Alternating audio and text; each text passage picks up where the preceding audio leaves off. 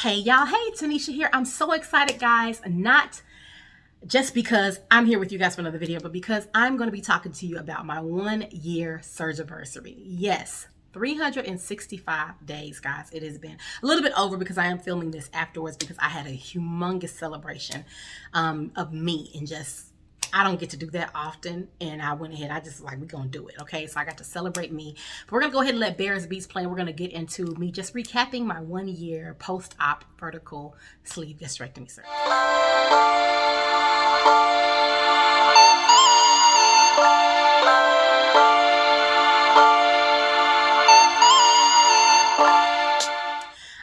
So don't forget, you can always go to www.tanishakemp.com, see what I'm talking about, see what I'm blogging about, see my journey unfold. I know I was supposed to come to y'all every 3 or 4 months or so, but I'm out here living life. It's different than when it was before. I be living. Next thing, support group. You can always go to the support group, guys. See what we're talking about in there, see what we're chatting about, see how we're encouraging each other, asking any questions you have about marriage, motherhood, or homeschool. That's what that space is for. It is a safe space. Christian believers, all right? So moving on. Yes, 1 year. Can you believe it? Listen, it's been a year, y'all. It has been a year. I cannot believe it has been a year. If you would have told me a year ago, well, I would say maybe like a year and a half ago, if you would have told me last summer when I turned 38 that by 39 years old that I would be 6 months into my 39th year, same size I was when I first got married, I just would have laughed in your face and I probably would have punched you because I just would have never believed it. But God is so good, okay? I'm here. I'm so excited. So just a couple of things. I did have some people that asked me a couple of questions. So I'm going to go ahead and answer those real quick in this nice short recap video. So the first thing that I want to say is support. Support has always been a big thing for me. I've talked about that before. I thank God that I don't have no whack fools in my camp. Like, I keep nothing but awesome believers around me, okay? Like, I'm so thankful. I'm always encouraged. I'm always uplifted. I don't allow myself to be in a space where I'm going to be abused mentally, physically, emotionally, especially spiritually. I don't play them kind of games. And so I thank God for freedom from that. But in the midst of this year, I've realized areas where I needed to improve. And so I'm not going to lie, the group has gotten smaller. Not because I wanted to specifically remove anybody, but you guys know I'm always talking about that mathematics prayer. God, add the people to my life that you want to add to my life. Remove people from my life that you don't want to be a part of my life. In Jesus' name, amen. I pray that prayer all the time, and I mean it with sincerity. It's not a rambling from me. I mean that with my whole heart. I don't want to be around anybody that God does not want to be a part of my life. And so in the midst of this weight loss, I'm so thankful that I have not had to deal with any, with many, I will say. It's been like 2 or 3, but I have not had to deal with an abundance of it, like so many people that I read about or talk to. And I hate that that's their experience, but I thank God it's not mine. I also thank God that I'm able, because I'm so far removed from the foolishness, I'm able to recognize it when it comes. And so anytime somebody has been negative towards me or maybe tried to, well, first of all, it rarely gets to me. Let me just say this. The first filter is the people around you, okay? So it rarely gets to me. That's the first thing. Because they shut it down so quick, and they'll just be saying something in a random conversation, like somebody tried to say this and I just said this, and I'm like, who said what? And they're like, girl, don't even worry about it. Like, I don't even get a chance to respond. Okay, first of all, I want to respond. Hello. I want to respond, but they don't even give me a chance. They don't give me a chance. So shout out to my people, but the few people or family that have, just had to say anything, it's been very few and far between. Like I said, maybe 1 or 2 people, and they're removed. I don't have the space anymore because I don't think people understand the mental. That's the real battle, is the mental thing. All right, so the second thing I want to talk about is the mental. That's the next thing that I think has just leveled up in the midst of me losing all this weight, honey. It's not even a confidence thing. As I told y'all, the confidence was there, 400,000 pounds and 2 pounds, okay? 6 pounds, 8 ounces at birth. Confidence was there. But, you do feel down. You do have to deal with the feelings and the things that you go through and the separation and all the stuff that you tell yourself in the midst of like preparing to go somewhere. So like, for example, if I was going to a brunch, I'd be like, I have to get to that brunch at least 20 minutes early to pick a seat that can support me or that I would feel comfortable in. Or I have to make sure that when I'm going to this place that I am there early. If I felt like I was going to be late, I just wouldn't go. I can't tell you how many things I just didn't go to. Not because I didn't want to be around the people. I didn't want to celebrate them, because because I didn't know if I would fit. They're at a restaurant. Okay, I call this restaurant has only booths. I can't go. I couldn't go. Like, I can't. That's something that people don't think about when they're not as big and as wide as I was. But that's something I always thought about.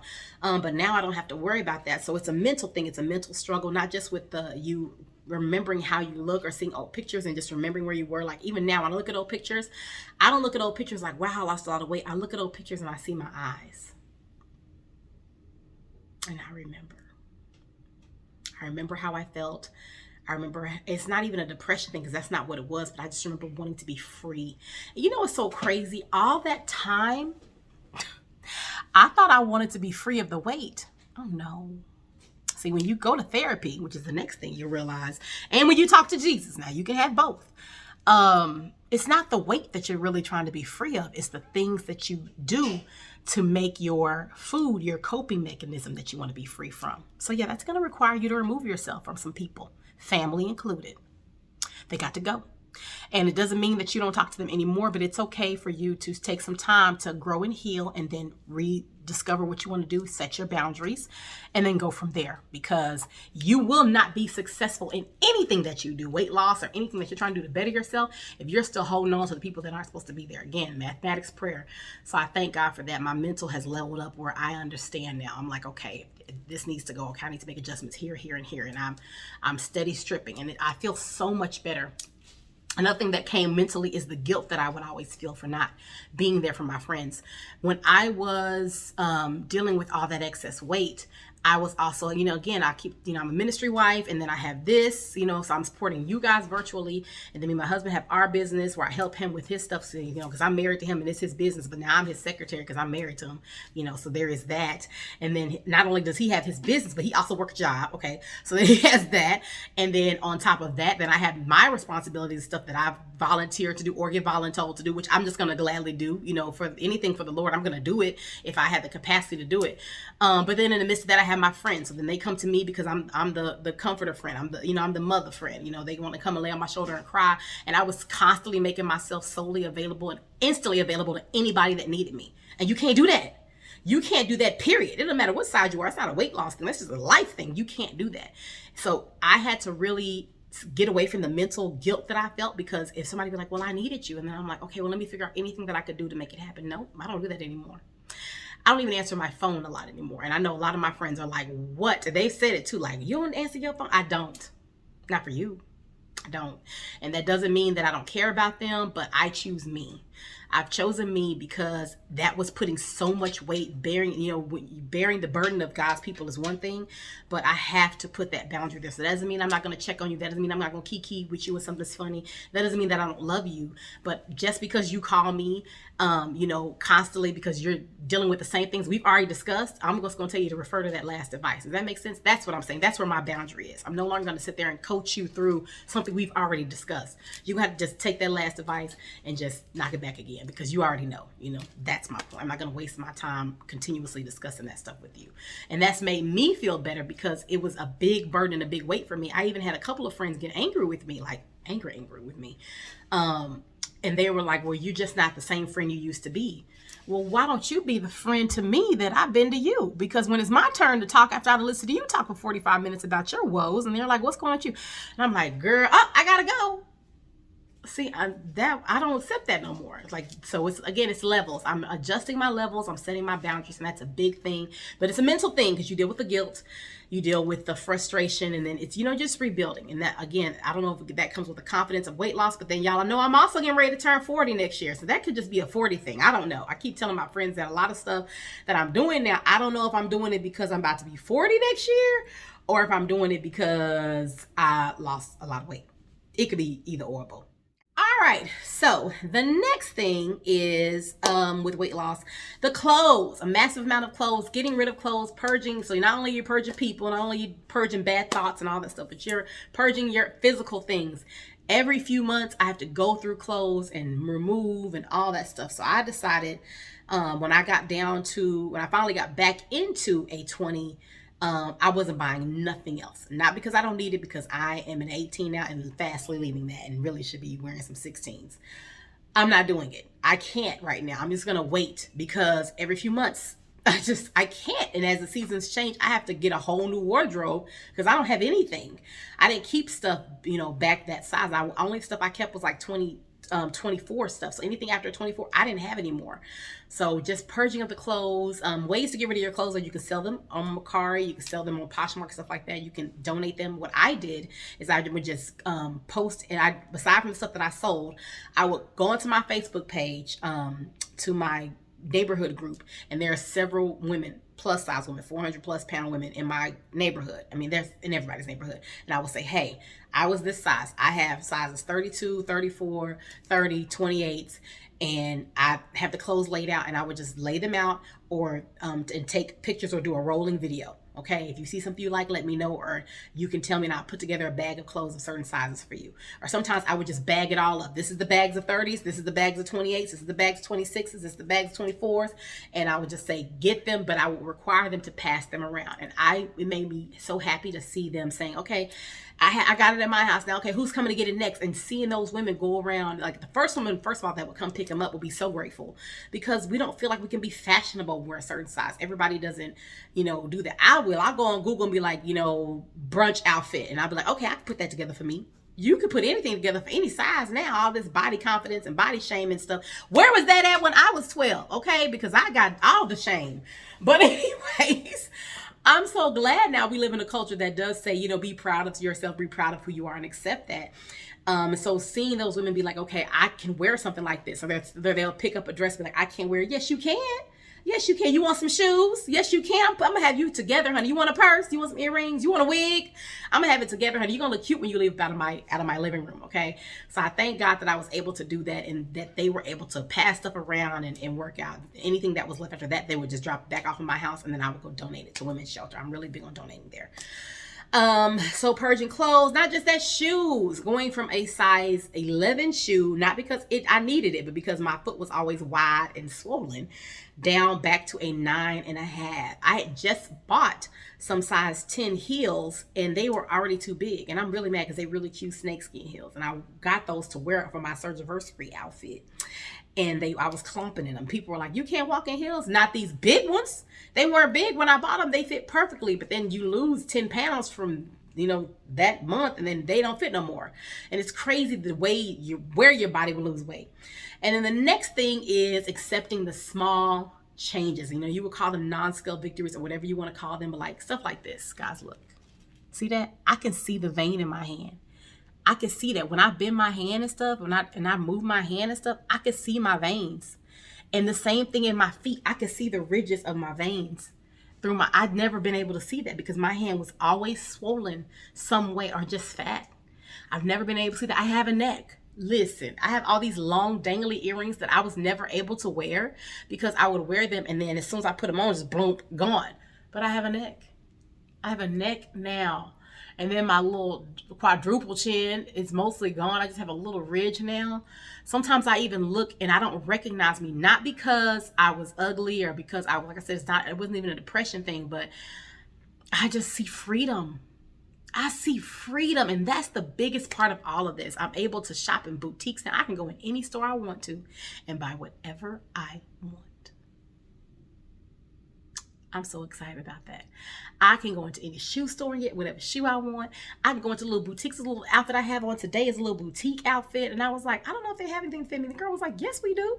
What size you wear? XXL? We have 2Xs. And I was just looking like, I don't even wear that size. And she was like, yes, you do. You don't know you do, but you do. And she knew, and I do. In that boutique, boutique stuff goes up. But to be in an extra large regular t-shirt, y'all, I ain't done that. I think I might have skipped a single X and just came from 12 up wearing 2 or 3 X's. I don't even know if I ever wore an X anything. Maybe 6X when I was little. But after that, I think everything was just 2 or 3 X's. I don't even remember wearing an extra large anything. But I'm so grateful. I'm so thankful. It's been a crazy year. But again, I'm thankful for the support. I thank God for the mental growth and stability and the focus and just completely rechanging the way that I deal with things. We deal with stress, we deal with drama. Food is no longer my comfort and I crave action. Like, for example, I have family coming to town and they're just used to coming over to my house. I prepare a humongous spread of food for them. We sit and eat and talk all day. I don't even do that anymore. People come into town and they're like, "What you're cooking?" I'm not. I don't even do that anymore. We're going to go do stuff. Well, where are we going? Where you want to go? You want to go to the zoo? You want to go for a walk? You want to go to the park and play? You want to go bowling? You want to go laser tag? What do you want to do? We're going to leave this house. We're not going to sit in this house anymore. We're going to be out here in these streets having a good time. I don't make food my comfort anymore. It's not how I show love anymore to my children or my family. And you know what's the most, I know I've said this a million times, but the most craziest thing, when I started eating less, my whole family started eating less. Whole family started eating less.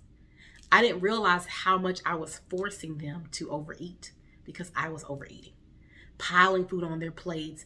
And I'm not talking about little kid stuff, you know, you have to eat, don't want to eat your broccoli and stuff like that. But I'm saying just literally, I love you, eat.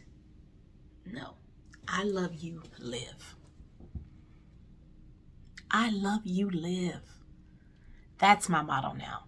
I love my children. I love you, I love you, I love you, I love my husband. I love you, I love you, I love you, live. Be active, grow, you know, not just naturally, but spiritually. So I'm thankful. It's been a crazy year. I've had the most amazing support team, and I celebrated my 1-year anniversary by doing a bubble run. So that vlog is going to be coming up after this video in a couple weeks. But I thank you guys for the support that you've given me. Again, you know, you can follow me at Tanisha Kemp on Instagram, and that's where I show some of my weight loss stuff and things like that, and just my everyday life, nails and all that stuff. But I show all that there. And I thank you for the support that you've given me there, for the love you've given me there. I thank you for just the care, the concern.